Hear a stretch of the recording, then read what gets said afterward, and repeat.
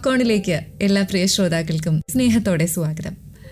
ഇന്ന് നമ്മുടെ കൂടെയുള്ളത് നാടക രംഗത്ത് ഒട്ടനവധി വേദികളിലും അതുപോലെ തന്നെ സ്കൂൾ കോളേജ് നാടക മത്സരങ്ങളിലും ഒക്കെ ഒരു സജീവ മുഖമായിട്ടുള്ള ചിരപരിചിത മുഖമായിട്ടുള്ള ജയൻ കടക്കാട്ടുപാറയാണ്. നമ്മുടെ കാലിക്കറ്റ് യൂണിവേഴ്സിറ്റി ക്യാമ്പസിന് തൊട്ടടുത്തുള്ള ഒരു പ്രദേശമാണ് കടക്കാട്ടുപാറ. ഈ കടക്കാട്ടുപാറയിലേക്ക് ശാന്താദേവി പുരസ്കാരം പോലെയുള്ള നാടകരംഗത്ത് പ്രവർത്തിക്കുന്നവരിൽ അല്ലെങ്കിൽ നാടകരചനയ്ക്ക് ലഭിക്കുന്ന ഏറ്റവും മികച്ച പുരസ്കാരമൊക്കെ ലഭിച്ചിട്ടുള്ള ജയൻ കടക്കാട്ടുപാറയ്ക്ക് ഏറെ സ്നേഹത്തോടെ സ്വാഗതം. നമസ്കാരം. അപ്പോൾ ഒരുപാട് വർഷങ്ങളായല്ലോ ഈ ഒരു നാടകരംഗത്ത് പ്രവർത്തിക്കാൻ തുടങ്ങിയിട്ട്. എങ്ങനെയാണ് സജീവ നാടകത്തിലേക്ക് എത്തപ്പെട്ടത്, അല്ലെങ്കിൽ ഒരു സംവിധായകൻ്റെ വേഷത്തിലേക്ക് എത്തിയത്? നാടകം എന്ന് പറയുന്നത് നമുക്ക് ഇഷ്ടമുള്ളൊരു മേഖലയാണ്. ഇഷ്ടമുള്ള മേഖല എന്ന് പറയുമ്പം നമുക്ക് പറയാനുള്ളത്, നമുക്ക് സംവദിക്കാനുള്ളത് സാധാരണക്കാരായുള്ള ജനങ്ങളോട് നമുക്ക് നേരിട്ട് സംവദിക്കാൻ കഴിയുമെന്നുള്ളതാണ് നാടകത്തിൻ്റെ ഒരു പ്രത്യേകത എന്ന് എനിക്ക് തോന്നിയിട്ടുള്ളത്.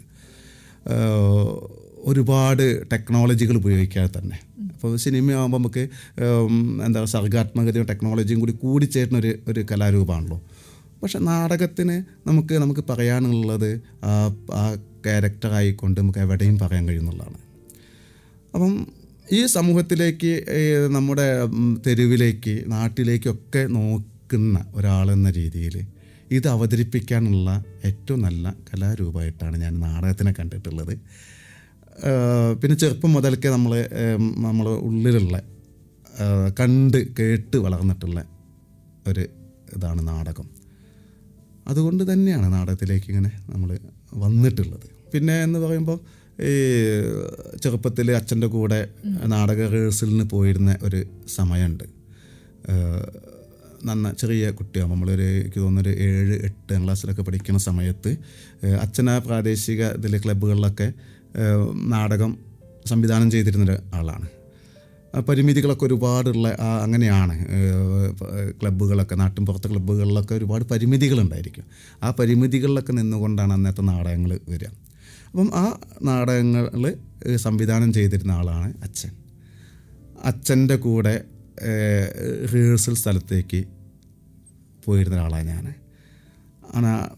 അവിടെ നാടകം പുസ്തകം വായിച്ചു കൊടുക്കണ ഒരു ചുമതല എനിക്കുണ്ടായിരുന്നു. അന്നൊക്കെ എന്താ സ്ഥിതി വെച്ചാൽ, ഒരു ക്ലബിന് നാടകം നടത്തണമെന്ന് തീരുമാനിച്ചു കഴിഞ്ഞാൽ ആ ചുറ്റുവട്ടത്തുള്ള എല്ലാ ലൈബ്രറികളിലും നാടകത്തിന് തിരഞ്ഞ് നടക്കും. നാടകം എവിടെയെന്നുള്ള രീതിയിൽ തിരഞ്ഞ് നടക്കും. പ്രഗത്ഭരായിട്ടുള്ള നാടക കൃത്തുക്കളുടെ CL ജോസ്, മുഹമ്മദ് പുഴക്കര, അങ്ങനെയൊക്കെയുള്ള വളരെ പ്രഗത്ഭരായിട്ടുള്ള നാടകക്കാരുടെ നാടകങ്ങൾ എടുത്തിട്ട് ചെയ്യുകയാണ് അന്ന് നടന്നിരുന്നത്. അപ്പം ആ റിഹേഴ്സൽ സമയത്ത് നാടകം വായിച്ചു കൊടുക്കാനുള്ള ഉത്തരവാദിത്വം എന്നിരയുണ്ടായിരുന്നുള്ളത്. ആ നാടകത്തിലുള്ള അഭിനയിച്ചു കൊണ്ടിരിക്കുന്ന ആളുകളെക്കാൾ അധികം അതിലെ കഥാപാത്രങ്ങളും അതിലെ സംസാരങ്ങളും ഡയലോഗുകളും ഇതൊക്കെ എനിക്ക് കാണാപ്പാടായിരുന്നു എന്നുള്ളതാണ് ഒന്ന്. പക്ഷെ അന്നൊന്നും ഞാൻ നാടകത്തിൽ അഭിനയിച്ചിട്ടില്ല, സ്റ്റേജിൽ കയറിയിട്ടില്ല ഉള്ളതാണ്. സ്കൂളിൽ എത്തുമ്പോഴാണ് പിന്നെ ഇപ്പം ഞാൻ കാലിക്കറ്റ് യൂണിവേഴ്സിറ്റി ക്യാമ്പസ് സ്കൂളിലാണ് പഠിച്ചിട്ടുള്ളത്. ക്യാമ്പസ് സ്കൂളിൽ നാടകം ഒക്കെ വലിയ സജീവമായിട്ട് നാടകം നടക്കുന്നൊരു ടൈം ഉണ്ടായിരുന്നു. ഇപ്പോഴും ഇല്ല എന്നല്ല, വളരെ സജീവമായിട്ട് നടക്കുന്ന സമയം ഉണ്ടായിരുന്നു. അന്ന് ആ റിഹേഴ്സൽ കാണാൻ പോലും സമ്മതിക്കാതിരുന്ന വളരെ ദയനീയമായിട്ടുള്ള, വളരെ സങ്കടം ഉണ്ടായിട്ടുള്ള ഒരു ഇതിലൂടെയാണ് ഞാൻ കടന്നു പോയിട്ടുള്ളത്. പിന്നെ കോളേജിൽ പഠിക്കുന്ന സമയത്ത്, അന്ന് പാരലൽ കോളേജുകൾ ഇഷ്ടംമാതിരി ഉണ്ടായിരുന്ന സമയം, രാമനാട്ടുകര ഉദയ കോളേജിലാണ് ഞാൻ പ്രീ ഡിഗ്രിക്ക് പഠിക്കുന്നത്. അവിടെയാണ് ഞാൻ നാടകം എഴുതി സംവിധാനം ചെയ്ത് അഭിനയിക്കുന്നത്. അവിടെയാണ്. പിന്നെ കാലങ്ങൾക്ക് ശേഷം ആ 2 കൊല്ലം ഞാൻ അവിടെ നാടകം കളിച്ചിട്ടുണ്ട്. പിന്നീട് കാലങ്ങൾക്ക് ശേഷം നാടകം എന്നുള്ളതിൽ നിന്ന് മാറി ടെലിഫിലിം ചെയ്ത് പോരുക ചെയ്തിട്ടുള്ളത്. ഇപ്പോൾ ടെലിഫിലിം ചെയ്യുമ്പം എന്താ വെച്ചാൽ, ഇപ്പോൾ കടക്കാട്ടുപാറയെ പോലുള്ള സ്ഥലത്ത് അത്ര സജീവമായിട്ടുള്ള ഇടത്തില്ല. ഇന്നത്തെ മാതിരിയല്ല, അന്ന് അത്ര സജീവമല്ല. ഞാനെല്ലാവരോടും പറയലെന്താ വെച്ചാൽ, എനിക്ക് എല്ലാവരും മുന്നിൽ നടക്കാനുള്ള ആഗ്രഹക്കാരനാണ് ഞാൻ. എല്ലാവരും പതുക്കെ വരുമ്പം ഞാൻ മുന്നിൽ കുറച്ചും കൂടി സ്പീഡിൽ നടക്കണം. ഒരു രീതിയിൽ നോക്കിയാൽ ചിലപ്പം വ്യത്യസ്തങ്ങളായിട്ടുള്ള മൊബൈലുകൾ ചിലപ്പം ആദ്യമായിട്ട് ഉപയോഗിച്ച ഒരാൾ ഞാനായിരിക്കും എന്ന് കണക്കാട്ട് പറയൽ അങ്ങനെയാണ്, ആയിരിക്കാം എന്നെനിക്ക് തോന്നണം. ഒന്നോ രണ്ടോ ആളുകളെടുത്ത് ചിലപ്പം സാധാരണക്കാരല്ലാത്ത ഒന്നോ രണ്ടോ ആളുകളെടുത്ത് ഉണ്ടായിട്ടുണ്ട്, പഴയ വലിയ ആൻറ്റിനൊക്കെ ഉള്ളതൊക്കെ കൊണ്ട് കണ്ടിട്ടുണ്ട്. പക്ഷേ അതിന് ശേഷം ഞാൻ തന്നെ ആയിരിക്കുമാണ്. അപ്പോൾ അങ്ങനെ ഓരോ കാര്യത്തിലും നമ്മളെ രാഷ്ട്രീയമായാലും ശരി, മറ്റുള്ള നമ്മളെ ചിന്താഗതി ആയാലും ശരി, കുറച്ചും കൂടി മുന്നിൽ നടക്കണം എന്നുള്ളൊരാളാണ് ഞാൻ. അതുകൊണ്ട് തന്നെ കടക്കാട്ടുപാറേനെ പോലുള്ള സ്ഥലത്ത് ഒരു ക്യാമറയും മറ്റുള്ള സംവിധാനങ്ങൾ ഉപയോഗിച്ചും കണ്ടൊക്കെ ടെലിഫിലിം ചെയ്യുക എന്നുള്ള രീതിയിലേക്ക് ആദ്യമായിട്ട് കടന്നു വന്ന ഒരാൾ ഞാൻ തന്നെയാണ് എന്ന് പറയാം. ഈ ടെലിഫിലിം അതുപോലെ തന്നെ അതൊരു മറ്റൊരു ലോകമാണ്. ഏറ്റവും കൂടുതൽ നമ്മൾ പറയുകയാണെങ്കിൽ നാടകത്തിൽ നിന്നൊക്കെ വ്യത്യസ്തമായിട്ടുള്ള മറ്റൊരു ലോകം. ആ ഒരു ദൃശ്യലോകത്ത് നിന്ന് എങ്ങനെയാണ് പിന്നീട് നാടകത്തിലേക്ക് തന്നെ വീണ്ടും തിരിച്ച് എത്തുന്നത്? അതൊരു വളരെ രസകരമായിട്ട് സംഭവിച്ച, അല്ലെങ്കിൽ അവിചാരിതമായിട്ട് സംഭവിച്ചൊരു സംഭവമാണത്. ഒന്ന്, ഞാൻ പഠിച്ചിരുന്ന ചെറിയ ക്ലാസ്സിൽ പഠിച്ചിരുന്ന സ്കൂളുകളിൽ അവിടുത്തെ ഒരു ടീച്ചർക്ക് കണക്കിലെ പലിശയും കൂട്ടുപലിശയും എത്രയും പെട്ടെന്ന് കുട്ടികൾക്ക് മനസ്സിലാകുന്ന രീതിയിൽ എങ്ങനെ ചെയ്യാൻ കഴിയും എന്നുള്ള ഒരു ചിന്ത പങ്കുവെച്ചപ്പം അതിനെ ഞാൻ നാട്ടിൻ പ്രദേശത്ത് നടക്കുന്ന ഒരു വിഷയമായിട്ട് ബന്ധപ്പെട്ടുകൊണ്ട് ഒരു നാടക രൂപത്തിൽ ചെയ്യണത്. ഒരു സാധാരണക്കാരൻ ബാങ്കിൽ പോയി കഴിഞ്ഞാൽ എങ്ങനെയാണ് ഈ പലിശ കൂട്ടുപലിശ എന്നുള്ളത് അവൻ്റെ തലയിലേക്ക് കയറി വരിക എന്നുള്ള രീതിയിൽ ഒരു നാടകമാണ് ആദ്യമായിട്ട് കുറേ കാലങ്ങൾക്ക് ശേഷം ഞാൻ ചെയ്യണത്. ആ നാടകം നല്ല രീതിയിൽ അവിടെ കണ്ടിരുന്ന ആളുകളെ, അധ്യാപകരും വിദ്യാർത്ഥികളും രക്ഷിതാക്കളുമായിട്ടുള്ള ആളുകൾ നല്ല രീതിയിൽ ഏറ്റെടുത്തു എന്നാണ് എനിക്ക് തോന്നിയിട്ടുള്ളത്. അവരെ ചേർത്ത് പിടിക്കലുകളും ഒരു ദിവസം കൊണ്ടാണ് ആ നാടകം സെറ്റ് ചെയ്യുന്നത്, ഒറ്റ ദിവസം കൊണ്ടാണ് ചേർത്ത് പിടിക്കലൊക്കെ നടന്നു. അവിടുന്നാണ് അതിലൊരു രക്ഷിതാവാണ് കുറച്ചും കൂടി വലിയ നാടകത്തിലേക്ക് എന്നെ കൊണ്ടുപോകുന്നത്. ചേലേമ്പ്രയിലെ, ഞാനത് പറയാതെ പോകുന്നത് ശരിയല്ല എന്നുള്ളത് കൊണ്ട് തന്നെ, ചേലേമ്പ്രയിൽ തീപ്പൊരി എന്ന് പറയുന്ന ഒരു തിയേറ്റേഴ്സ് ഉണ്ട്. പഴയ കാലത്ത് നാടകത്തിന് ഭയങ്കര പ്രാധാന്യം കൊടുത്തുകൊണ്ട് ഒരുപാട് നാടകങ്ങൾ കളിച്ച സ്ഥലമാണ്. ആ ഒരു ചെറിയ പ്രദേശം എന്ന് പറയുന്നത് എല്ലാവരും നാടകക്കാരാണ് എന്നുള്ളതാണ്, എല്ലാവരും കലാകാരന്മാരാണ് എന്നുള്ളതാണ്. അവരാണ് എന്നെ അവരൊരു വാർഷികത്തിന് കുറച്ചുകൂടി വലിയൊരു നാടകം എന്നെ ഏൽപ്പിക്കുന്നത്. അതുവരെ ചെറിയ നാടകങ്ങളൊക്കെ നമ്മളിങ്ങനെ ചെയ്തു പോകുന്നുണ്ട്, അല്ലാതെ വലിയ നാടകം ഏൽപ്പിക്കുന്നത് അവരാണ്. ആ നാടകം അത്യാവശ്യം നല്ല രീതിയിൽ അവിടെ ചെയ്തെടുക്കാനും ആളുകളുടെ സപ്പോർട്ടിങ്, ആളുകളെ ചേർത്ത് പിടിക്കലൊക്കെ നല്ല രീതിയിലാണത് പോയിട്ടുണ്ടായിരുന്നത്. എതിർപ്പോക്ക് എന്നായിരുന്നു ആ നാടകത്തിൻ്റെ പേര്. ആ നാടകത്തിനാണ് കോഴിക്കോട് ശാന്താദേവി പുരസ്കാരം. അതെ. ആ നാടകത്തിനെ കുറിച്ച് മറ്റേ മൂവി ട്രാക്ക് സ്റ്റുഡിയോൻ്റെ ഓണർ ഉണ്ടായിരുന്നു, ഷാജി നാരായണൻ എന്ന് പറഞ്ഞിട്ടുള്ള പരപ്പനങ്ങാടി ഉള്ള. എൻ്റെ ചിലമ്പൊലി എന്ന് പറഞ്ഞിട്ടുള്ളൊരു ടെലിഫിലിം ഞങ്ങൾ എഡിറ്റ് ചെയ്തതും ഡബ്ബിങ്ങൊക്കെ അവിടെ വെച്ചിട്ടാണ് നടന്നിട്ടുള്ളത്. അദ്ദേഹം ആണ് എന്നോട് പറഞ്ഞത് ആ നാടകം നീ ഇതിനയക്കി 24 ഫ്രെയിം ശാന്താദേവി പുരസ്കാരമുണ്ട്, അതിനയക്കൂ, നമുക്ക് നോക്കാം എന്നുള്ള രീതിയിൽ പറഞ്ഞിട്ടുള്ളത്. അതിൻ്റെ റിസൾട്ടിലാണ് അതിൻ്റെ രചനയ്ക്ക്, ഏറ്റവും നല്ല നാടക രചനയ്ക്കുള്ള 2018 ശാന്താദേവി പുരസ്കാരം ലഭിച്ചിട്ടുള്ളത്. നാടകങ്ങൾ എപ്പോഴും കാലത്തോട് കലഹിക്കുന്ന കലാരൂപമാണ് എന്നെപ്പോഴും പറയാറുണ്ട്. എങ്ങനെയാണ് താങ്കളുടെ നാടകങ്ങൾ കാലത്തോട് കലഹിക്കുന്നത്? നാടകം എന്ന് പറയുന്ന വാക്കിൽ തന്നെ ഉണ്ട് നമ്മൾ എന്താണ് നാടകം എന്നുള്ളത്. നാടകത്തിനെ നമ്മൾ ഒന്നുകൂടെ ഉറപ്പിച്ച് പറഞ്ഞു കഴിഞ്ഞാൽ അത് നാട്ടകം എന്നാണ്. അപ്പോൾ നാട്ടകം എന്ന് പറയുന്നത് നാടിൻ്റെ അകമാണ്. നാടിൻ്റെ അകത്ത് നടക്കുന്ന എല്ലാ വിഷയങ്ങളെയും നമുക്ക് ആളുകളായിട്ട്, പ്രേക്ഷകരായിട്ട് നമുക്ക് സംവദിക്കാൻ കഴിയും. അങ്ങനെ ഓരോ കാലഘട്ടത്തിലും പുതിയ പുതിയ വിഷയങ്ങൾ കടന്നു വരും. ആ പുതിയ പുതിയ വിഷയങ്ങൾ എങ്ങനെയാണ് നമ്മളെടുത്തുള്ള നാടകം എന്നുള്ള കല ഉപയോഗിച്ചെങ്ങാണ്ട് ജനങ്ങളിലേക്ക് എത്തിക്കാൻ കഴിയാനുള്ളതാണ് നോക്കുക. അങ്ങനെ നോക്കുമ്പോഴാണ് നമ്മൾ പഴയ കാലത്തുള്ള നാടകങ്ങളെ ഈ നാടിനെ മാറ്റിമറിച്ചിട്ടുള്ളത്. ഈ ഇന്ന് കേരളം പോലെ നിൽക്കുന്നുണ്ടെങ്കിൽ, കേരളം എന്ന് വേണ്ട, പല ഇപ്പം എന്താ പറയുക, ഷേക്സ്പിയറിൻ്റെ നാടകങ്ങളും മറ്റുള്ള നാടകം ഒക്കെ നമ്മളങ്ങനെ എടുത്തു നോക്കിയാൽ വലിയ മാറ്റങ്ങൾക്ക് നാടകം കൊണ്ട് നമുക്ക് ചെയ്യാൻ കഴിയുമെന്നുള്ളത് മനസ്സിലാവുന്നത്. അവിടെയാണ് ഞാനും എൻ്റെ നാടകങ്ങളിൽ കലയ്ക്ക് വേണ്ടി മാത്രമുള്ളതല്ല ബോധത്തിൽ ഈ കല നാടിന് വേണ്ടിയിട്ട് ഉപയോഗിക്കണം എന്നുള്ള ചിന്ത വരുന്നതും എൻ്റെ നാടകങ്ങൾ ആ രീതിയിൽ ഇന്ന് നാടിനെ ബാധിക്കുന്ന വിഷയങ്ങളിലേക്കൂടെ പോകണമെന്നുള്ള ബോധത്തിൽ ഞാൻ ചെയ്ത് വരുന്നത്. ഇപ്പം ഞങ്ങൾ പലപ്പോഴും തെരുവുകളിൽ നാടകം ചെയ്യുന്നത്, ഏറ്റവും ബുദ്ധിമുട്ട് തെരുവിൽ നാടകം ചെയ്യുക എന്നുള്ളതാണ്. അപ്പം അത് പറയുക, ഞങ്ങൾ തമാശ രൂപേണ പറയുക, ഉളുപ്പില്ലാതെ അഭിനയിക്കാൻ കഴിയുക എന്നുള്ളതാണ്. നേരിട്ട് ചുറ്റും ആളുകളുള്ളവർക്ക് നമ്മൾ നേരിട്ട് പല കമൻറ്റുകളും ഉണ്ടായിരിക്കും. അതൊക്കെ നമ്മൾ അങ്ങനെ കേട്ടില്ല എന്ന് വിചാരിച്ച് നമ്മൾ തെരുവിൽ നാടകം കളിക്കലുണ്ട്. അപ്പം ഇന്ന് വന്നിട്ടുള്ള ഒരു വിഷയം, ഇന്ന് രാവിലെ വന്ന വിഷയത്തിൽ ഞങ്ങൾ രാത്രി ആകും അല്ലെങ്കിൽ വൈകുന്നേരം ആകുമ്പോഴേക്ക് നാടകം കളിക്കും, തെരുവിന് നാടകം കളിക്കും എന്നുള്ളതാണ്. നമ്മുടെ പാർലമെൻറ്റിൽ 33ഓളം വാക്കുകൾ അൺപാർലമെൻ്ററി ആയിട്ട് മാറ്റിയപ്പം അത് ഉപയോഗിക്കാൻ പറ്റില്ല എന്ന് പറഞ്ഞപ്പം അതിന് നാടകം എന്ന് പറഞ്ഞൊരു വാക്കുണ്ടായിരുന്നുള്ള, അങ്ങനെ ആ നാടകം എന്നുള്ള വാക്ക് ഉണ്ട് എന്ന് പറഞ്ഞപ്പം വൈകുന്നേരം ആകുമ്പോഴേക്ക് ഞങ്ങൾ ഒരു ടീം ആയിട്ട് ഞങ്ങൾ സെറ്റായിട്ടുണ്ട് അതിൻ്റെ ഇടയിൽ. അപ്പം ആ ടീം ഞങ്ങൾ സൂചിമുന എന്ന് പറയുന്ന ഒരു നാടകം നമ്മൾ കാലിക്കറ്റ് യൂണിവേഴ്സിറ്റിൻ്റെ തെരുവിൽ കളിച്ചിട്ടുണ്ടായിരുന്നു. ഇങ്ങനെ ആയിരിക്കാം, അല്ല ഇങ്ങനെ ആകണം നമ്മൾ അതാത് വിഷയങ്ങളിൽ ഇടപെടണം എന്ന് എനിക്ക് തോന്നുന്നത്. ഈ യൂണിവേഴ്സിറ്റികളുടെ നേരെ വൈസ് ചാൻസലറുടെ നേരെയൊക്കെ നമ്മളെ ഗവർണർ ഒരു നീതിക്ക് നിരക്കാത്ത രീതിയിലുള്ള ഇടപെടലുകൾ നടത്തിയപ്പം, യൂണിവേഴ്സിറ്റികളുടെ പ്രവർത്തനത്തിന് കൂച്ചുവിലങ്ങിടുന്ന രീതിയിലുള്ള പ്രവർത്തനങ്ങൾ നടത്തിയപ്പം അന്ന് ഞങ്ങൾ നടത്തിയിരുന്ന നാടകമായിരുന്നു പൊട്ടൻ തമ്പുരാൻ എന്ന് പറയുന്ന നാടകം. ആ പൊട്ടൻ തമ്പുരാൻ എന്ന് പറയുന്ന നാടകം നല്ല രീതിയിൽ ശ്രദ്ധ പിടിച്ചു പറ്റിയ നാടകമായിരുന്നു. ഒരുപാട് തെരുവുകളിൽ ഞങ്ങൾ ആ നാടകം കളിച്ചിട്ടുണ്ട്.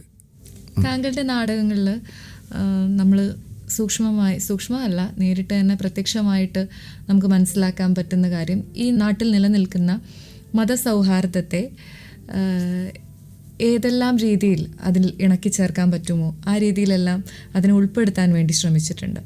അതിൻ്റെ ഏറ്റവും ഒടുവിലത്തെ ഉദാഹരണമാണ് 2022 ലൈബ്രറി കൗൺസിൽ നടത്തിയിട്ടുള്ള നാടക മത്സരത്തിൽ 1ാം സ്ഥാനം നേടിയിട്ടുള്ള നേർച്ചക്കോഴി എന്ന നാടകം. അപ്പോൾ എങ്ങനെയാണ് ആ ഒരു കാഴ്ചപ്പാടിലേക്ക് എത്തുന്നത്? ഞാൻ നിൽക്കുന്ന ഒരിടമുണ്ട്, കടക്കാട്ടുപാറ എന്ന് പറയുന്ന, അല്ലെങ്കിൽ തിരുരങ്ങാടി എന്ന് പറയുന്ന, അല്ലെങ്കിൽ മലപ്പുറം എന്ന് പറയുന്ന ഒരു ഇടമുണ്ട്. ആ ഇടവും എന്നെ പാകപ്പെടുത്തിയിട്ടുള്ള എൻ്റെ പ്രസ്ഥാനമുണ്ട്. ഇത് രണ്ടും ഇല്ല എന്നുണ്ടെങ്കിൽ ഞാൻ ചിലപ്പോൾ ഇതുപോലുള്ള ഒരു രീതിയിൽ മുന്നോട്ട് പോയിക്കൊള്ളുന്നില്ല. മതസൗഹാർദ്ദം എന്ന് പറയുമ്പോൾ മലപ്പുറം ജില്ലയിൽ മതസൗഹാർദ്ദത്തിൻ്റെ ഏറ്റവും വലിയ ഒരു അടയാളമായിട്ട് നമുക്ക് മലപ്പുറം ജില്ലേനെ കാണിക്കാൻ കഴിയും. പഴയ കാലത്ത് അല്ലെങ്കിൽ ഉമ്മർ ഖാളി എന്ന് പറയുന്ന ഒരു വലിയ സൂഫി വര്യൻ ഉണ്ടായിരുന്നു. ഉമ്മർ ഖാളി പേര് കേട്ട മതപണ്ഡിതനായിരുന്നു. അദ്ദേഹം പോകുന്ന മതപ്രഭാഷണം നടത്താൻ പോകുന്ന എല്ലാ പള്ളികളിലും പച്ചില കൊണ്ട് മതസൗഹാർദ്ദത്തിൻ്റെ ഊഷ്മളമായ വാക്കുകൾ എഴുതി വയ്ക്കുക എന്നുള്ളതാണ്. വെള്ളിയങ്കോട് ഉമ്മർ ഖാളി. തുടർന്ന് നമ്മളെ മമ്പ്രം അലവിത്തങ്ങൾ, സയ്യദ് അലവിത്തങ്ങൾ, അദ്ദേഹം മതസൗഹാർദ്ദത്തിൻ്റെ വലിയൊരു അടയാളമാണ്.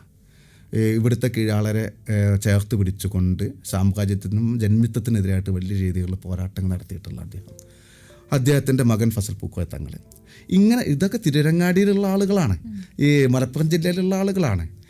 ഇവരെ കണ്ടും വായിച്ചും കേട്ടും ഇവർ മുന്നോട്ട് വെച്ചിട്ടുള്ള ആശയങ്ങളൊക്കെ ഉള്ള ഒരു ഇടത്തിലൂടെയാണ് ഞാനും നടന്നു പോകുന്നത്. അതിൽ ഏറ്റവും വലിയ ഒരു മതസൗഹാർദ്ദത്തിൻ്റെ, വിശ്വാസത്തിൻ്റെ, ആചാരത്തിൻ്റെയൊക്കെ ഏറ്റവും വലിയ അടയാളമായിട്ട് നമുക്ക് മുന്നോട്ട് വയ്ക്കാൻ കഴിയുക ഈ കളിയാട്ടക്കാവിലെ ഒരു മിത്തായിട്ട് ബന്ധപ്പെട്ടുകൊണ്ട് കളിയാട്ടക്കാവിലെ അമ്മാഞ്ചേരി അമ്മ എന്ന് പറഞ്ഞിട്ടുള്ള കളിയാട്ടക്കാവിലെ ഉത്സവമായിട്ടും കളിയാട്ടക്കാവിലെ ആ ദേവിയും ഈ മമ്പുറം തങ്ങളും തമ്മിലുള്ള സൗഹാർദ്ദത്തിൻ്റെ കഥകളൊക്കെ കേട്ട് വളർന്ന ആളുകളാണ്. ആ കഥകളെ തന്നെയാണ് ഞാൻ ഈ 2022 നമ്മളെ സ്റ്റേറ്റ് അവാർഡ് കിട്ടിയിട്ടുള്ള നാടകത്തിന് വേണ്ടി ഉപയോഗിച്ചിട്ടുള്ളത് എന്നുള്ള. ഇങ്ങനെ ജീവിച്ചു പോകുന്ന നമുക്ക് എങ്ങനെയാണ് അതിൽ നിന്ന് മാറി നിൽക്കാൻ കഴിയാനുള്ളതാണ്. ഇപ്പോൾ നാടകങ്ങൾ നമ്മൾ ഇപ്പോൾ പറയുന്നത് പോലെ തന്നെ എപ്പോഴും നാടക സംവിധായകൻ അല്ലെങ്കിൽ അതിൻ്റെ രചയിതാവ് എന്നുള്ള രീതിയിൽ സൃഷ്ടാവിൻ്റെ ഒരു നമ്മുടെ ഒരു സ്വാതന്ത്ര്യം ഉണ്ടാവുമല്ലോ, ആവിഷ്കാര സ്വാതന്ത്ര്യം. അപ്പോൾ ആ ആവിഷ്കാര സ്വാതന്ത്ര്യത്തെ പലപ്പോഴായിട്ട് അതിന് തടസ്സം നിൽക്കുന്ന രീതിയിൽ പല സംഭവങ്ങളും നമ്മുടെ നാട്ടിലുണ്ടായിട്ടുണ്ട്. അപ്പോൾ എങ്ങനെയാണ് നാടകങ്ങൾ കൊണ്ട് അതിനെ പ്രതിരോധിക്കുക? ഇവിടെ ഉള്ളൊരു സ്ഥിതി എന്താ വെച്ചാൽ നാടകത്തിനെ പോലെ മൂർച്ചയുള്ള ഒരു കലാരൂപം വേറെ ഉണ്ട് എന്ന് എനിക്ക് തോന്നിയിട്ടില്ല. എന്ന് വെച്ചാൽ മത തീവ്രവാദികളുടെയും മറ്റ് വർഗീയ പിന്തിരിപ്പൻ ശക്തികളുടെയൊക്കെ എതിർപ്പിന് പാത്രമായിട്ടുള്ളത് എപ്പോഴും നാടകങ്ങളാണ്. അതന്നും ഇന്നും എന്നും. എൻ്റെ നാട്ടിൽ എനിക്ക് വന്നിട്ടുള്ള ഏറ്റവും വലിയൊരു എതിർപ്പ് ഉണ്ടായിരുന്നു എന്ന് വെച്ചാൽ ഞാനൊരു കപട നാടകക്കാരൻ എന്നുള്ളൊരു പേര് എന്നിലേക്ക് വന്നിരുന്നു. അത് വരാനുണ്ടായിട്ടുള്ള കാരണം എന്താണെന്ന് വെച്ചാൽ ഞാൻ ഇങ്ങനെ എല്ലാവരും തഴുകി പോകണം എന്നുള്ള ആഗ്രഹത്തിലായിരിക്കും അവരൊക്കെ നമ്മളെ സുഹൃത്തുക്കളാണ്. റഫീഖ് മംഗലശ്ശേരിൻ്റെ കിത്താബ് എന്നുള്ള നാടകത്തിൻ്റെ വലിയ വിവാദം നടക്കുന്ന ഒരു സമയത്ത് ആ നാടകത്തിന് വേണ്ടിയിട്ട് സോഷ്യൽ മീഡിയയിലൂടെ അല്ലെങ്കിൽ ആ നാടകക്കാരൻ്റെ ആവിഷ്കാര സ്വാതന്ത്ര്യത്തിന് വേണ്ടിയിട്ട് സോഷ്യൽ മീഡിയയിലൂടെ വലിയ രീതിയിൽ ഇടപെടലുകൾ ഒരുപാട് ആളുകൾ ഞാനും നടത്തിയിട്ടുണ്ടായിരുന്നുള്ളതാണ്. അത് നടത്തിയതിന് ശേഷം എൻ്റെ ഒരുപാട് മുസ്ലിം സുഹൃത്തുക്കൾ എന്നെ മറ്റു രീതിയിലാണ് കണ്ടിട്ടുള്ളത്. അവരുടെ ഇടയിൽ ഞാനൊരു വർഗീയവാദിയായിട്ടാണ് കണ്ടിട്ടുള്ളത്. അങ്ങനെ വരുമ്പോഴും ഞാൻ പറഞ്ഞിട്ടുള്ളതാണ്, നിങ്ങൾക്ക് അഭിപ്രായ വ്യത്യാസങ്ങൾ ഉണ്ടായിരിക്കാം, നിങ്ങളുടെ വിശ്വാസത്തിലേക്ക് അതൊക്കെ വന്നിരിക്കാം, പക്ഷേ ഒരു നാടകക്കാരൻ്റെ ആവിഷ്കാര സ്വാതന്ത്ര്യമുണ്ട്. ആ ആവിഷ്കാര സ്വാതന്ത്ര്യം അവന് വിട്ടുകൊടുക്കുക. ഇത് ഒരു നാടകക്കാരൻ നാടകം കളിച്ചിട്ട് തകർന്നു പോകാവുന്നതാണ് നിങ്ങളെ മതമെങ്കിൽ അതിലെന്ത് വിശ്വാസമാണുള്ള രീതിയിലാണ് ഞാൻ ചോദിച്ചിട്ടുള്ളത്. അപ്പം അങ്ങനെയാണ് എനിക്ക് നേരിട്ട് ഞാൻ ഒന്ന് പറയാം, എൻ്റെ നാടകങ്ങൾ കൊണ്ട് എനിക്ക് നേരിട്ട് ഒരു അക്രമം എന്നുള്ള രീതിയിലേക്കോ അല്ലെങ്കിൽ ഒരു വലിയ എതിർപ്പ് എന്നുള്ള രീതിയിലേക്കോ എനിക്ക് വന്നിട്ടില്ല. എന്നാൽ ഞാൻ നടത്തിയിട്ടുള്ള എല്ലാ നാടകങ്ങളും ഇതുപോലെ മതവർഗീയവാദികൾക്കെതിരായിട്ടുള്ള നാടകങ്ങളായിരിക്കും എന്നുള്ളതാണ്. ഇപ്പം നാടകങ്ങൾ ചരിത്രം സൃഷ്ടിച്ചിട്ടുള്ള ഒരുപാട് നാടകങ്ങൾ ഉണ്ടായിട്ടുള്ള നാടാണ് കേരളം. പാട്ടബാക്കി, നിങ്ങൾ എന്നെ കമ്മ്യൂണിസ്റ്റാക്കി തുടങ്ങിയ ഒരുപാട് സാമൂഹിക നാടകങ്ങൾ മുതൽ തെരുവ് നാടകങ്ങൾ, അതുപോലെ തന്നെ അമേച്വർ നാടകങ്ങൾ, ശേഷം മറ്റ് പല സാങ്കേതിക വിദ്യകൾ ഉപയോഗിച്ചുകൊണ്ടുള്ള നാടകങ്ങളൊക്കെ അതിൻ്റെ ടെക്നിക്കൽ സൈഡെല്ലാം മാറിയിട്ടുണ്ട്. അപ്പോൾ ഈ ഒരു മാറ്റത്തെ എങ്ങനെയാണ് ഒരു നാടക പ്രവർത്തകൻ എന്നുള്ള രീതിയിൽ നോക്കിക്കാണുന്നത്? നമുക്ക് ഈ വെളിച്ചത്തിന് ഒരുപാട് കഥകൾ പറയാൻ കഴിയുന്നില്ല. വെളിച്ചം, നാടകത്തിലെ വെളിച്ചം എന്ന് പറയുന്നത് ഒരു ടെക്നോളജിയാണ് അത് അല്ലേ. വെളിച്ചം ഇല്ലാതെ അപ്പം നമുക്ക് കൊടുക്കേണ്ടുന്ന ഷെയ്ഡുകൾ ഒരു വളരെ സാഡായിട്ട് ചെയ്യേണ്ടിടത്തുള്ള ഒരു ഷെയ്ഡുണ്ടല്ലോ, ആ ഷെയ്ഡ് ഒരാൾ അഭിനയിച്ചുണ്ടാക്കുന്നതും അത് ലൈറ്റും അതിൻ്റെ മ്യൂസിക്കും വെച്ച് ചെയ്യുന്നതായിട്ട് ഒരുപാട് വ്യത്യാസമുണ്ട്. അപ്പം പുതിയ ടെക്നോളജീനെ നമുക്ക് നാടകത്തിലേക്ക് കൊണ്ടുവരാം. അതേ സ്ഥാനത്ത് പലപ്പോഴും കണ്ടിട്ട് ഇപ്പോൾ സിനിമാറ്റിക് ഡ്രാമ എന്നൊക്കെ രീതിയിൽ പലതും ഞാൻ അതിനോട് യോജിക്കുന്ന ഒരാളല്ല. ഒരാൾ അഭിനയിക്കുന്നു, അതിൻ്റെ പുറകിൽ മറ്റുള്ള ഒരുപാട് വിഷയങ്ങൾ നടക്കണു, അത് വലിയ LED വാൾ വെച്ചിട്ടാണ്. അതിനോട് ഞാൻ യോജിക്കുന്നില്ല എന്നുള്ള ഒരു ഇതുകൂടെ ഉണ്ടെങ്കിലും ടെക്നോളജി വരുന്നതിനെ ഞാൻ നല്ല രീതിയിൽ ഉപയോഗിക്കുന്നുണ്ട്. അപ്പം എരി എന്ന് പറയുന്ന നാടകം ഉണ്ടായിരുന്നു, എരി. അപ്പം ആ എരി നാടകത്തിൽ ഞാൻ കണ്ടതിൽ എരി നാടകത്തിൽ ഉപയോഗിച്ചിട്ടുള്ള വെളിച്ചം, ലൈറ്റ് ഉണ്ട്, അതൊരു ഭീകരമാണ്. അതിൻ്റെ നിറങ്ങളുടെ ഒരു സംയോജനമുണ്ട്. ഏറ്റവും നല്ല ടെക്നീഷ്യന് മാത്രം ചെയ്യാൻ കഴിയുന്ന രീതിയിലാണ്. ഞാൻ നേർച്ചക്കൊയ്യ എന്ന് പറയുന്ന നാടകം ചെയ്യുമ്പം ഞാൻ ആദ്യം മനസ്സിൽ കണ്ടിരുന്നത് എൻ്റെ നാടകത്തിലും അങ്ങനെയുള്ള ടെക്നോളജികളെ ഉപയോഗിക്കാൻ കഴിയണം എന്നുള്ളതായിരുന്നു. അതിനേറെക്കുറെ എനിക്ക് ചെയ്യാൻ കഴിഞ്ഞു എന്നുള്ളതാണ് എനിക്ക് പറയാനുള്ളത്. ടെക്നോളജീനെ ഉപയോഗിച്ചോളണം നാടകത്തിൽ എന്ന് തന്നെയാണ് പറയുന്നത്. അതുപോലെ തന്നെ ഇപ്പം പുതിയതായിട്ട് ഉപയോഗിക്കുന്ന റെക്കോർഡ് ചെയ്തേക്കുന്ന രീതിയിലുള്ള നാടകങ്ങളുണ്ട്. അതിനെ ഞാൻ അംഗീകരിക്കുന്നില്ല. കാരണം നാടകം ഇങ്ങനെ പൂത്ത് വരുന്നതാണ്, ഇങ്ങനെ ഉണ്ടായി വരുന്നതാണ്. ഇന്ന് പറയുന്ന ഡയലോഗ് ആയിരിക്കില്ല ചിലപ്പം നാളെ പറയാം. ഇന്ന് പറയുന്ന ഡയലോഗിൻ്റെ വേരിയേഷൻ ആവില്ല നാളെ അടുത്തൊരു സ്റ്റേജിലുണ്ടായിരിക്കുക. പക്ഷെ അത് റെക്കോർഡ് ചെയ്ത് വെച്ച് കഴിഞ്ഞാൽ ഒരേ രീതിയിലായിരിക്കും പോവുക. ആ നാടകത്തിന് ഡെവലപ്പ് ഉണ്ടാകില്ല, അതിങ്ങനെ പൂത്തു വരില്ല എന്നുള്ളതാണ് എനിക്ക് തോന്നിയിട്ടുള്ളത്. അപ്പോൾ അങ്ങനെ റെക്കോർഡ് ചെയ്യപ്പെടുന്ന സമയത്ത് സിനിമയും അല്ലെങ്കിൽ ഒരു ടെലിഫിലിമും നാടകവും തമ്മിലുള്ള വ്യത്യാസം ഇല്ലാതായി പോകുന്നു എന്ന് തോന്നുന്നുണ്ടോ? ഞാൻ രണ്ടും ചെയ്യുന്ന ആളാണ്. ഞാൻ ടെലിഫിലിമും ചെയ്തിട്ടുണ്ട്, ഡോക്യുമെൻ്ററി ചെയ്തിട്ടുണ്ട്, അതുപോലെ തന്നെ ഷോർട്ട് ഫിലിമുകൾ ഇപ്പം ചെയ്തുകൊണ്ടേയിരിക്കുന്നുണ്ട്. രണ്ടും തികച്ചും വ്യത്യസ്തമാണ്. നാടകത്തിന് ഒരു സിനിമ പോലെ നമുക്ക് കാണാൻ കഴിയില്ല, അതുപോലെ തന്നെ സിനിമേനെ നമുക്ക് നാടകം പോലും കാണാൻ കഴിയില്ല. അപ്പം നമ്മൾ ഒരു കലാരൂപത്തിനെ ഏത് രീതിയിലാണോ നമ്മൾ കാണുന്നത് ആ രീതിയിൽ തന്നെ അത് പോകുമ്പോഴാണ് അതിൽ മാറ്റങ്ങൾ വരാം. പക്ഷെ ആ നാടകത്തിൽ നിന്നുകൊണ്ടാണ് മാറ്റങ്ങൾ വരുത്തുന്നത്. അതിലപ്പുറത്തേക്ക് പോയാൽ അതിന് നാടകമായിട്ട് കാണാൻ കഴിയില്ല. അതിന് ആ രീതിയിൽ ഉൾക്കൊള്ളാൻ ആളുകൾ പ്രയാസപ്പെടുമെന്നുള്ളതാണ് എനിക്ക് തോന്നുന്നത്. നാടകത്തിന് വരുന്ന കാഴ്ചക്കാർ, അവർ പ്രേക്ഷകർ നാടകം കാണാൻ വേണ്ടി വരുന്നവരാണ്. അതാണ് എനിക്ക് തോന്നിയിട്ടുള്ള കാര്യത്തിൽ. നമ്മുടെ നാട്ടിൽ ക്ലബ്ബുകൾ, ഉത്സവങ്ങൾ, അങ്ങനെ ഒരുപാട് വേദികൾ നാടകത്തിന് മാത്രമായിട്ടുണ്ടായിരുന്നു. അതിനൊരുപാട് കാഴ്ചക്കാരുണ്ടായിരുന്നു. പക്ഷേ കാലക്രമേണ അത് ഗാനമേളകൾക്കും മറ്റ് മിമിക്സ് പരേഡുകൾക്കുമൊക്കെ വഴി മാറുന്ന ഒരു കാഴ്ചയുണ്ട്. എങ്ങനെയാണ് പുതിയ കാലത്തെ കുട്ടികൾ നാടകങ്ങൾ കാണേണ്ടത് എങ്ങനെയാണ്? പഴയ കാലത്തിന് വ്യത്യസ്തമായി കൊണ്ട് നാടകത്തിനെ ഒരു അക്കാദമിക് രീതിയിലേക്ക് ഇന്ന് പോയിട്ടുണ്ട്. ഒരു പാഠ്യ വിഷയമായിക്കൊണ്ട് നാടകം മുന്നോട്ട് പോവുകയാണ്. നമ്മളെ യൂണിവേഴ്സിറ്റി അടക്കം വലിയ രീതിയിൽ അതിന് വലിയ ഇൻസ്റ്റിറ്റ്യൂട്ടൊക്കെ കൊണ്ട് പോകുന്നുണ്ട്. അവിടെ നിന്ന് വരുന്ന നാടകങ്ങളുണ്ട്. അത് ഇപ്പം ലോകോത്തര നാടകങ്ങളുടെ നമ്മുടെ സാധാരണക്കാർക്ക് പരിചയപ്പെടുത്തി കൊടുക്കുന്ന രീതിയിലുള്ള നാടകങ്ങളാണ്.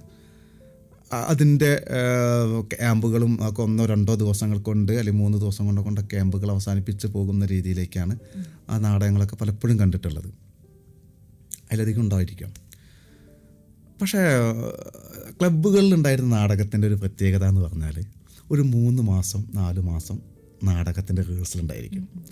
എന്ന് വെച്ചാൽ സാധാരണക്കാരായിട്ടുള്ള കൂലിപ്പണിക്കാരായിട്ടുള്ള അല്ലെങ്കിൽ മറ്റ് ജോലി എടുക്കുന്ന ആളുകൾ അവരുടെ ജോലി സമയം കഴിഞ്ഞതിന് ശേഷം മാത്രം വന്ന് റിഹേഴ്സൽ നടത്തിയുള്ള നാടകങ്ങളാണ്. ഒരു നാട്ടിൽ തന്നെയുള്ള വ്യത്യസ്ത സ്ഥലങ്ങളിൽ ഉണ്ടായിരുന്ന ആളുകൾ ഒരു വീട്ടിൽ അല്ലെങ്കിൽ ഒരു റിഹേഴ്സൽ സെൻ്ററിൽ ഒരു 3 മാസം വൈകുന്നേരങ്ങളിൽ ഒത്തുകൂടുമ്പോൾ ഉണ്ടാകുന്ന ഒരു ബന്ധമുണ്ട്, ഒരു ആത്മബന്ധമുണ്ട്. ആ ആത്മബന്ധത്തിൽ ഉണ്ടാകുന്ന ഒരു കലാരൂപമാണ് ഈ നാടകം എന്ന് പറയുന്നത്. പക്ഷെ സിനിമ എന്ന് പറയുന്നത് നമുക്കറിയാം, അവനവൻ്റെത് അഭിനയിച്ച് പോകുന്ന രീതിയിലാണ് സിനിമേൻ്റെ ടെക്നോളജി അങ്ങനെയാണ് അത് നിൽക്കുന്നത്. എനിക്കുള്ളത് അഭിനയിച്ച് അടുത്ത ആളെ നോക്കുക പോലും ചെയ്യേണ്ട, അത് ചെയ്ത് എനിക്ക് പോകാം. അതുകൊണ്ട് തന്നെ അവർ തമ്മിലൊരു നടന്മാർ തമ്മിൽ അല്ലെങ്കിൽ അതിൻ്റെ പ്രവർത്തകർ തമ്മിൽ അത്ര ആഴത്തിലുള്ള ഒരു ബന്ധമുണ്ടെന്ന് എനിക്ക് തോന്നിയിട്ടില്ല. രണ്ടിൻ്റെ അഭിനയത്തിനും വ്യത്യാസമുണ്ട്. അപ്പം നാടകത്തിൽ അഭിനയിക്കുക എന്ന് പറയുന്നത് ഒരു സ്റ്റേജിൽ അഭിനയിച്ച് അതിൻ്റെ കാഴ്ചക്കാരനായവരുടെ ഏറ്റവും അറ്റത്തിരിക്കുന്ന ആളുകൾക്ക് ഇദ്ദേഹത്തിൻ്റെ മുഖത്തുള്ള ഫേസിലുള്ള എല്ലാ ഭാവങ്ങളും കാണാൻ കഴിയണം. അതാണല്ലോ നാടകത്തിൻ്റെ ഒരു ഇത്. ഇപ്പോൾ സിനിമ എന്ന് പറയുന്നത് നമുക്ക് ഏകദേശം എത്ര അകലുണ്ടായിരിക്കും, ആ അകലത്തിൽ വെച്ചിട്ട് ഇദ്ദേഹത്തിൻ്റെ ഏറ്റവും വലിയ രൂപവും ഏറ്റവും വൈഡായിട്ടുള്ള രൂപമൊക്കെ കാണിക്കാൻ കഴിയുന്നതാണ് സിനിമ. അപ്പം അഭിനയിക്കുക എന്നുള്ള ഇതിൽ കുറച്ചുകൂടെ കുറച്ചും കൂടി കൂട്ടി അഭിനയിക്കേണ്ടി വരും നാടകത്തിൽ. അതാണ് പലപ്പോഴും രണ്ടും തമ്മിലുള്ള വ്യത്യാസം. നാടകം ഈ സിനിമയൊക്കെ തമ്മിലുള്ള അഭിനയത്തിൻ്റെ അതിൻ്റെ ബന്ധങ്ങളുടെ ഒക്കെ വ്യത്യാസം വരുന്ന അവിടെയാണ്. അതാണ് എനിക്ക് തോന്നിയിട്ടുള്ളത്. എന്ന് വെച്ചാൽ കൃത്യമായിട്ടുള്ള പരിശീലനവും ഡയലോഗുകളൊക്കെ ഇങ്ങനെ കൃത്യമായിട്ട് ഇങ്ങനെ മെമ്മറിയിലേക്ക് എടുത്ത് വെച്ചിട്ട് നേരിട്ട് പറയണ സംഭവമാണല്ലോ. അപ്പം അതും എനിക്ക് പറയാനുള്ളത് പ്രോംപ്റ്റ് ചെയ്ത് തന്നുകൊണ്ട് നമ്മളിങ്ങനെ ചുണ്ടനക്കി പിന്നീട് നമുക്ക് പറയാൻ പറ്റുന്ന രീതിയിലാണ് സിനിമ പോകുന്നത്.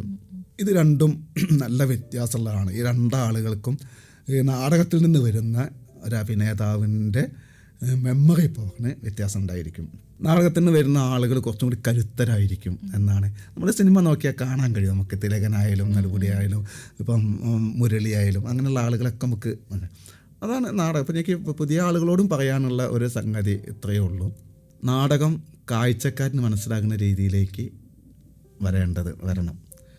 അപ്പം നമ്മുടെ കാഴ്ചക്കാരൻ ആരാണ് എന്നുള്ളത് ഒരു വലിയ ഘടകമാണ്. ആ കാഴ്ചക്കാരന് മനസ്സിലാകാത്ത രീതിയിൽ നമ്മൾ എത്ര പ്രഗത്ഭമായിട്ടുള്ള എത്രയും വലിയ നാടകം ചെയ്താലും അത് സ്വീകരിക്കില്ല എന്നാണ് എനിക്ക് തോന്നിയിട്ടുള്ളത്. അതേ സ്ഥാനത്ത് നാടകത്തിന് അക്കാദമിക് രംഗത്ത് നമ്മുടെ പ്രേക്ഷകൻ്റെ ആസ്വാദന രീതിയെ വരുന്നുണ്ട്. അതിലൊന്നും വ്യത്യാസമില്ല. പക്ഷെ അപ്പോഴും ഞാൻ പറഞ്ഞിട്ടുണ്ട്, ഞങ്ങളുടെ നാട് കടക്കാട്ടുപാറയാണെങ്കിലും തേഞ്ഞിപ്പലാണെങ്കിലും മറ്റുള്ള ഗ്രാമപ്രദേശങ്ങളിലെ ആളുകൾക്ക് അത്ര ഉയർന്ന് ചിന്തിച്ച് നാടകത്തിനെ മനസ്സിലാക്കുന്ന ആളുകളായിട്ടില്ല ബോധത്തിലാണ് ഞാനിപ്പോഴും നിൽക്കുന്നത്. ഇപ്പോൾ നമ്മൾ നോക്കുകയാണെങ്കിൽ നാടക പ്രവർത്തകരുടെ ഏറ്റവും വലിയ പ്രശ്നമായിട്ട് ഇപ്പോഴും പറയുന്നത് സാമ്പത്തികം തന്നെയാണ്. അപ്പോൾ പലപ്പോഴും അഭിപ്രായം പറയാറുണ്ട്, ഒരു സിനിമാ തിയേറ്ററിലേക്ക് ആളുകൾ കയറുന്നത് പോലെ ഒരു നാടക തിയേറ്റർ, അങ്ങനെ ഒരു സങ്കല്പം പോലും ഇപ്പോഴും ഇവിടെ കുറവാണ്. അതായത് ടിക്കറ്റ് വെച്ച് അതുപോലെ, അതായത് സിനിമയ്ക്ക് ആൾ കയറുന്നത് പോലെ ടിക്കറ്റ് വെച്ച് നാടകത്തിന് ആളുകൾ കയറുന്നത് വളരെ കുറവാണ്. വളരെ കുറഞ്ഞ രീതിയിൽ മാത്രമേ ഇവിടെ പ്രദർശനങ്ങൾ ഉണ്ടാവാറുള്ളൂ. പക്ഷെ അങ്ങനെ ഒരു മേഖല അല്ലെങ്കിൽ അങ്ങനെ ഒരു സാധ്യതയും അങ്ങനെ ഒരു കൾച്ചർ രൂപപ്പെടുന്നത് ശരിക്കും ഈ നാടക പ്രവർത്തകരുടെ ഈ ഒരു സാമ്പത്തിക ബുദ്ധിമുട്ടുകൾ, അതുപോലെ തന്നെ ഒരു നല്ലൊരു ബജറ്റ് അല്ലെങ്കിൽ നല്ലൊരു ഫൈനാൻസ് ബാക്ക്ഗ്രൗണ്ടിൽ നിൽക്കാൻ വേണ്ടി ഇത് സഹായിക്കില്ലേ?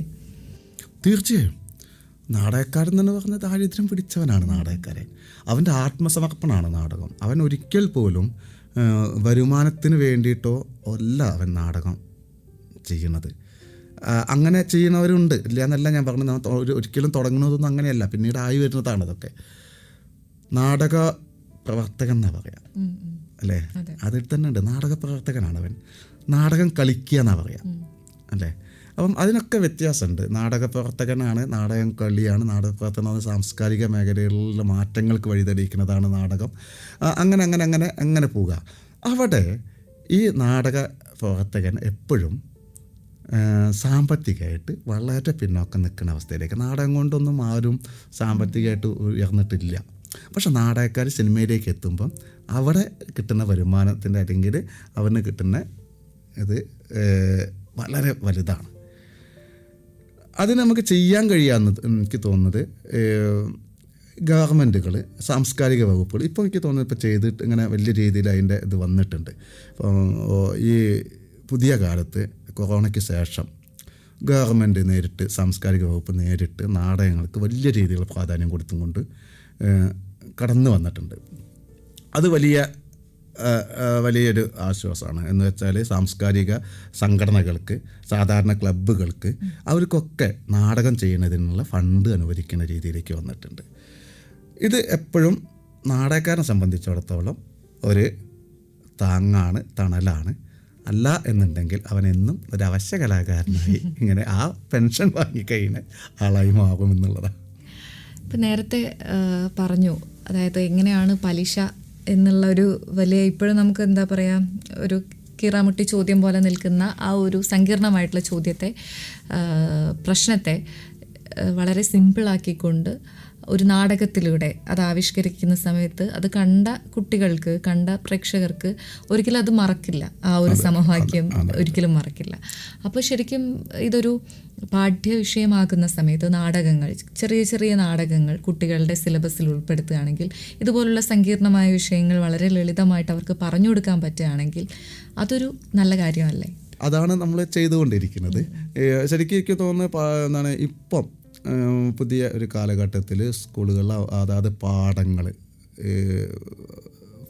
ഇതുപോലെ കുട്ടികൾ ചെയ്യുന്നുണ്ടെന്ന് തോന്നുന്നു എനിക്ക്.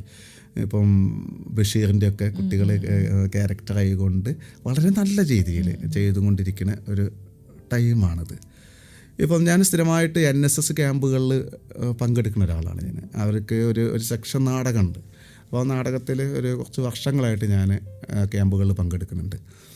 അവിടെ ഒരു ദിവസം കൊണ്ട്, അല്ലെങ്കിൽ ഒരു ഉച്ച മുതൽക്കുള്ള സമയം കൊണ്ട്, ഒരു 4 മണിക്കൂർ 5 മണിക്കൂറിനെ കൊണ്ട് അവർക്ക് പിന്നെ 1-2 റിഹേഴ്സൽ നടത്തിയിട്ട് തെരുവിൽ ചെയ്യാൻ പറ്റാവുന്ന രീതിയിൽ, തെരുവിലോ സ്റ്റേജിലോ ചെയ്യാൻ പറ്റാവുന്ന രീതിയിൽ നാടകം നമ്മൾ സെറ്റ് ചെയ്ത് കൊടുക്കുന്നുണ്ട്. അത് ഇവരുടെ ചില പാഠ്യവിഷയങ്ങളോ അല്ലെങ്കിൽ അവർ മുന്നോട്ട് വയ്ക്കുന്ന ചില വിഷയങ്ങളോ ആണ്.